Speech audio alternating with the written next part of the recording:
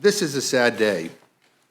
When our founders drafted the Constitution more than 230 years ago, they included a process that could lead to removing a president from office if he or she abused their power. As much as I disagree with this president and don't like his tweets, his tone, or his policies, I never wanted our country to come to this point. But 5 or 10 years from now, people will ask each of us what we did in this moment. They will ask us what we did when confronted with this crisis. And let there be no doubt that as much as this president flaunts the Constitution, we are going to protect it. We will stand up for the Constitution and defend the rule of law. And now let me turn to our ranking member, my friend from Oklahoma, Mr. Cole, for any remarks he wishes to make.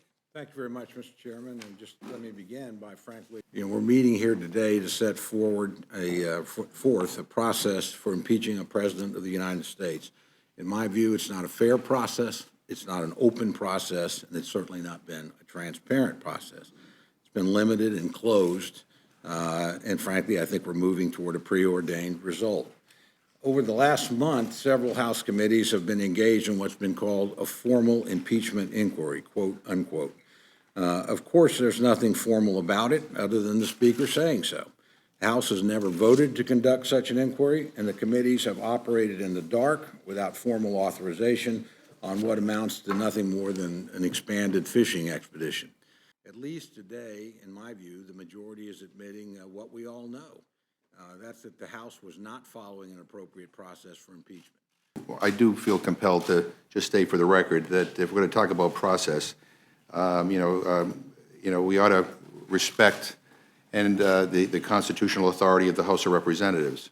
And this White House, and it's one of the reasons why we're here, has obstructed our investigations, ignored our duly authorized subpoenas, withheld key documents, prevented witnesses from testifying, and intimidated witnesses. They have tried to disparage members of Congress who are trying to fulfill their responsibilities under the Constitution of the United States. And I just, for the record, will say Article 1 of the Constitution gives the House the right to investigate the President. And we are taking our responsibilities seriously, and that's what this resolution proves that.